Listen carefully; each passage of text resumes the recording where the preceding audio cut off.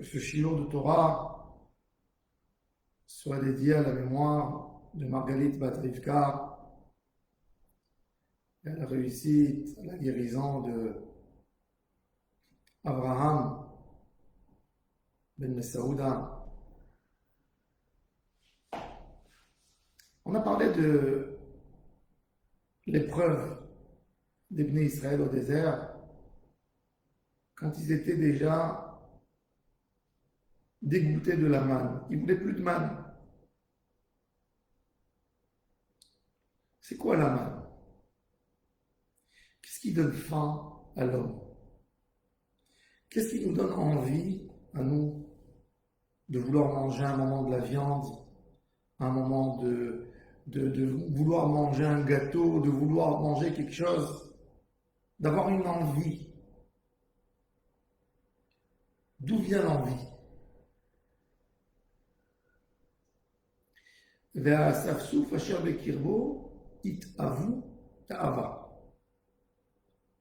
quelque chose dans l'esprit qui donne la tentation, qui fait sentir au corps à chaque moment et à chaque instant que ça lui manque.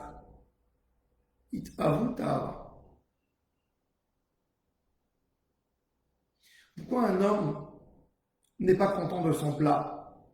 Pourquoi un homme qui mange du pain, qui boit de l'eau, qui mange pas simplement du pain, qui mange encore un plat, il va manger un peu de fruits, des légumes. Qu'est-ce qui lui donne envie de manger de la viande? Maintenant, je ne parle pas sur les valeurs, comment on dit, la nourriture, les valeurs nutritives. Admettons qu'il mange des légumineuses qui sont équivalents et mieux même que la viande. Mais il a envie d'une viande, il a envie du poulet, il a envie de quelque chose. Qu'est-ce qui donne cette envie? D'où vient cette envie?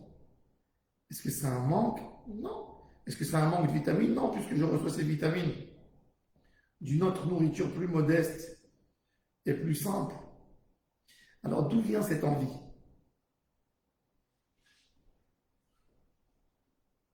Il faut savoir que dans tout ce que l'homme mange, fait rentrer dans sa bouche, dans tout le matériel, il y a du spirituel. La preuve, prenons un tzaddik comme Baal Shem Tov. S'il ne mange pas 2, 3, 4, 5, 6 jours, il devient faible, il n'arrive plus à prier, il n'arrive plus à étudier, il n'arrive plus à se concentrer dans la Kedusha. Mais vous allez me dire, la Kedusha, c'est de la Kedusha. La nourriture, c'est une partie matérielle. Donc forcément, que dans le matériel, il y a du spirituel. Le spirituel va nourrir le spirituel. Et le matériel va nourrir le matériel. Maintenant, on est bien d'accord que la force de la spiritualité est bien, bien plus forte que le matérialisme. Donc en réalité, qu'est-ce qui devrait nourrir quoi? C'est pas le matériel qui devrait nourrir le spirituel. C'est plutôt le spirituel qui devrait nourrir le matériel. Et ça, c'est la simple raison, très simple. Comment est-ce possible que Moshe Rabbeinu, quand il est monté en haut de la montagne pour recevoir la Torah, 40 jours et 40 nuits, n'a pas mangé ni bu? La partie spirituelle de Moshe était tellement puissante qu'elle pouvait nourrir le matériel facilement. Le matériel du corps n'avait pas besoin, il recevait tellement qu'il ne donnait pas au cerveau, il ne lui envoie pas un message pour lui dire « j'ai faim ». Il n'y a rien qui lui manque. Et c'est pour ça que Moshe Rabbeinu n'a pas mangé, n'a pas bu. Quand le côté spirituel est tellement fort chez l'homme, il alimente même le côté matériel qu'il y a dans le corps, et le matériel qu'il y a dans le corps n'exige pas, il n'envoie pas des messages et ne demande pas plus. C'est pour ça que les tzadikim, on voit, ils se contentent de rien du tout, comme que la Gemara elle dit sur Rabbi Hanina ben Dosa. Le monde entier vit et mange grâce à Rabbi Hanina ben Dosa. Et Rabbi Hanina ben Dosa, qu'est-ce qu'il mange? 1 kilo de caroub de Shabbat en Shabbat. Caroub, c'est terrible, c'est dur. Il y a un peu de douceur, mais il n'y a rien. C'est ce qu'il mangeait. Sans encore ne demander rien d'autre. On voit des tzadikim. Comment on remarque un tzadik? Tout de suite, comment on peut remarquer? Comment on remarque un homme spirituel quand on voit son détachement du matérialisme? En qui douche et la comme Seuda. Quand tu vois quelqu'un qui mange, on peut manger, je n'ai pas dit qu'il ne faut pas manger, on peut manger dans un bon repas, on peut apprécier de la gastronomie, on peut apprécier de la nourriture, on peut boire un bon verre de vin, en baya. Mais de faire de ça, de s'y mettre là-dedans, et que ça devient toute la vie de l'homme, là, cette personne est très très loin de la Kedusha. Parce que quand on a le côté Kedusha, on a la spiritualité de notre Neshama qui alimente le corps. Il est bien, il n'a rien besoin. Il n'a rien besoin. Le corps crie quand il est dans un manque. Quand il ne lui manque rien, il ne crie pas. Donc quand la force de la Neshama est tellement puissante, elle donne pas, le corps ne crie pas, ne réclame pas. C'est tellement agréable pour lui qu'il n'a rien besoin. Quand quelqu'un il fait un beau voyage, son âme est tellement émerveillée par ce qu'il voit que c'est beaucoup plus fort que le cri du corps qui lui réclame « arrête-toi pour manger ». Puisque la Neshama, elle est tellement émerveillée, elle alimente même ce besoin du corps. Et donc, il se contenterait de quelque chose de très simple et de très basique uniquement pour donner un peu des calories pour que le corps puisse travailler et bouger. Ça, c'est la avoda de la Neshama. Quand l'homme, il est détaché de Kedusha, il n'a rien de spirituel qui l'alimente, donc c'est que du matériel. Le matériel ne peut pas alimenter le matériel toujours, puisque le caractère du matériel, c'est qu'il tire tout le temps. Il tire tout le temps. Et comme il tire tout le temps, il n'est jamais satisfait. Il ne se contente pas de rien du tout. Et c'est pour ça que la tentation existe chez les gens qui ne se maîtrisent pas. La tentation, elle est no limit. Tentation derrière tentation. Tentation derrière tentation. Tentation derrière tentation. Rabbeinu, dans l'Écouté Moharan, dans Torah Nunvav, nous explique, dans Parashat Be'alotra, on a le texte qui nous dit, dans le chapitre 11, verset 8, Chatou ha'am velaketu. Chatou Rashi dit, ils se sont promenés. Le peuple qui tournait autour du camp pour chercher la manne, la Torah, elle appelle ça Chatou ha'am. Chatou. Chatou, pas avec taf. Pas chatou avec taf, ça veut dire boire. Chatou avec tête. Alors, la racine, c'est chata, c'est les chotettes tournées. Mais Rabbi nous dit que la racine, c'est pas tourné. Ça vient de la racine de choté, idiotie. Chatou, a'am, velaketu. Il dit que le manque du da'at d'un homme, le manque d'intelligence, le manque de spiritualité, le manque de pureté d'esprit, le manque d'ambition pour se rapprocher à Kadosh Baruch Hu, détruit le cerveau de l'homme et il se concentre jour et nuit dans le matérialisme. Et là, il devient idiot. Il dit plus qu'on est choté, plus qu'on a l'élément de matérialisme et de la folie, on va s'y mettre dans le Olam Hazé. On voit des gens qui peuvent travailler 16 heures par jour, 18 heures par jour. Il y a des gens, des bosseurs. Comment on les appelle nous? Des bosseurs. C'est un bosseur celui-là. Tu sais, il va au magasin à 6 heures du matin. Il fait même pas la prière, il fait la prière au magasin, quelques minutes, il fait c'est fini. Et tu sais quand il ferme? 11 heures du soir. Et il rentre à la maison et il rentre encore une fois le lendemain. Aouda. Et nous on regarde, on dit, ah, il a une capacité. Il a déjà une maison, il a une voiture, il a une grande équipe. Pourquoi tu travailles si dur? C'est une punition qu'il a. Il se torture. Il se torture parce qu'il n'a pas de date. Il a perdu la raison. Alors qu'est-ce qu'il fait? Il va travailler 50 ans comme ça. Il va acheter 10 maisons, 15 maisons. Il va sortir en vacances, il va s'éclater 10 jours par an. Mais toute sa vie s'en va. C'est ce qu'il dit Rabbeinu. Chatouam belaketou. Le ram. Les gens qui sont éloignés du tzaddik, de la doucha, de la pureté, de la spiritualité. Chatou, il n'y a plus de date, ils deviennent comme des idiots, chatou. Qu'est-ce qu'ils pensent? Que le but, c'est d'avoir de l'argent. Le but, c'est pas d'avoir de l'argent, le but, c'est de vivre. Pour vivre, il faut de l'argent. Mais le but, c'est de vivre. Mais si tu as de l'argent et tu ne vis pas, t'es un idiot. T'as pris le moyen de vivre. Tu as pris un accessoire qui doit t'aider pour vivre et tu te concentres sur l'accessoire. Une assiette, c'est fait pour manger là-dedans. On ne vit pas pour l'assiette. L'assiette, c'est pour nous amener à manger. Et l'homme se met là-dedans. Chatouin.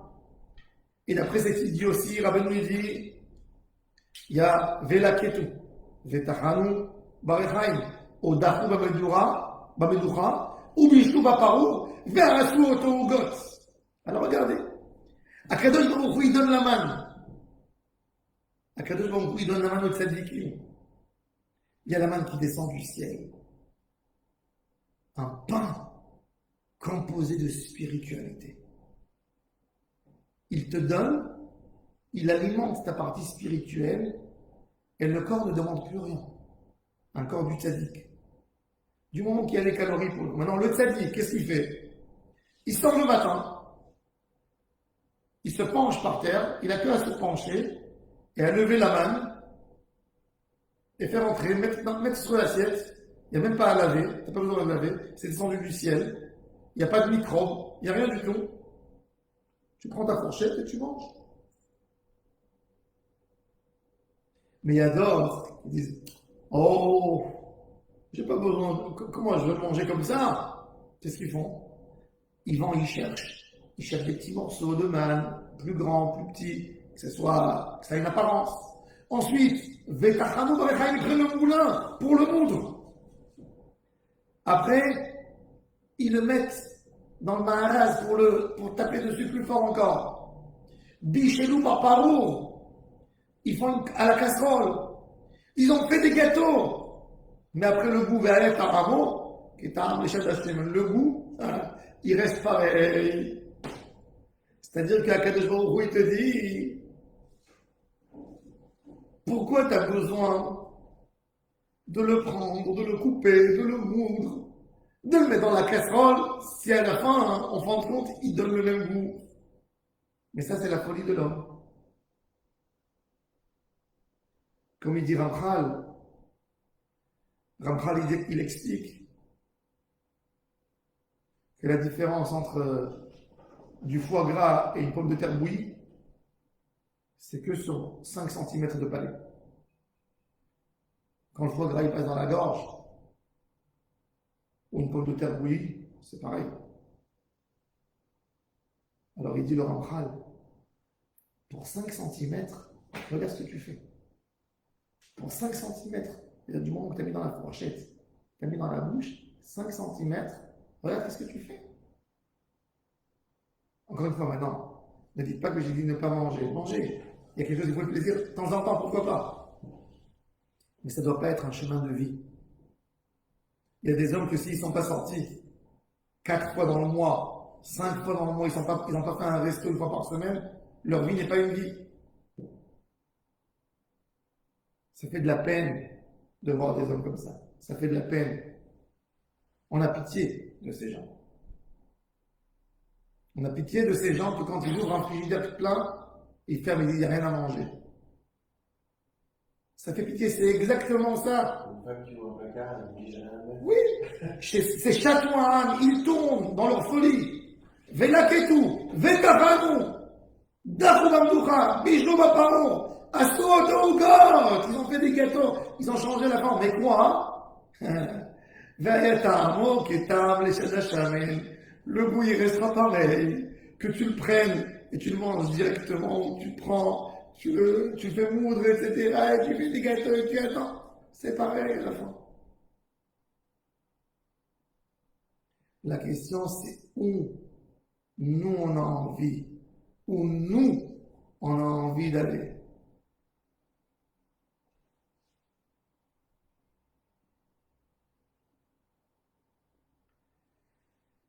Alors qu'Akadosh Baruch Hu nous aide, qu'on ne soit pas chatouin à âme, qu'on prend directement la manne d'Akadosh Baruch Hu, la bracha de ce qu'il nous faut, vivre avec ce qu'il nous faut, pas perdre le temps, pas perdre le temps. Le Chafetz Chaim, il a écrit son livre Mishnah Berurah, le livre extraordinaire. On va avec ce livre jusqu'à Mashiach, Bezrat Hashem, avec les halachot. Le Kohen Gadol de la génération qui a écrit. Et il avait besoin des livres, des références pour noter dans ses livres. Il allait dans les synagogues, il n'achetait pas. Il avait quelques livres à la maison, mais il n'avait pas beaucoup de livres. Il en dira, achète des livres. Pour te faciliter, il a dit d'acheter des livres. C'est travailler. C'est perdre du temps. Pour avoir de l'argent pour acheter un livre, il faut travailler. Et ce temps-là, de perdre pour un travail, j'ai pas besoin, si je peux aller à la synagogue, il calculait tout. Combien de temps ça va me prendre dans ma vie? Un homme qui se dit, je vais mettre temps et temps pour manger. Ça veut dire que je vais brûler du temps important que Dieu m'a donné pour faire des belles choses, pour manger du foie gras. Je vais brûler une journée pour manger un bon plat. C'est-à-dire 24 heures qu'Akadosh Baruch Hu m'a donné dans la vie, dans tout le compte de mes jours, je vais brûler pour acheter quelque chose.